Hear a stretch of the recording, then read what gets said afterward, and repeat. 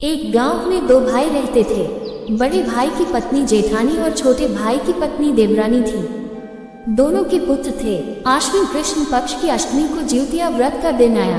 गांव की सभी माताएं अपने पुत्रों की दीर्घायु के लिए निर्जला व्रत कर रही थी। देवरानी ने श्रद्धा, नियम और विश्वास के साथ ज्योतिया व्रत का संकल्प लिया। उसने सप्तमी को नियम पूर्वक भोजन किया, अष्टमी को निर्जला व्रत रखा, भगवान जीमूतवाहन की पूजा की और पूरी रात जागरण किया। उधर जेठानी ने भी व्रत तो रखा, लेकिन भूख और प्यास से व्याकुल होकर रात में चुपके से भोजन कर लिया।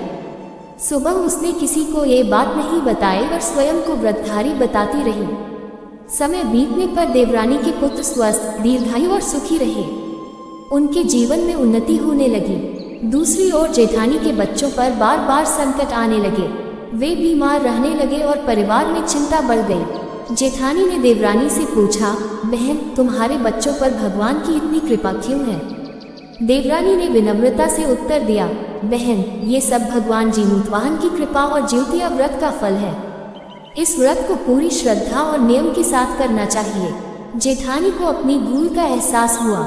अगले वर्ष उसने सच्चे मन से भगवान जीमूतवाहन का स्मरण करते हुए पूरे विधि विधान से ज्योतिया व्रत किया। भगवान की कृपा से उसके बच्चों के सभी संकट दूर हो गए और उसका परिवार भी सुख शांति से भर गया। तभी से यह मान्यता है कि जो माता श्रद्धा, विश्वास और नियम पूर्वक जीवित पुत्र का ज्योतिया व्रत करती है, भगवान जीमूतवाहन उसकी संतान की रक्षा करते हैं, उन्हें दीर्घायु, आरोग्य और सुख समृद्धि का आशीर्वाद देते हैं।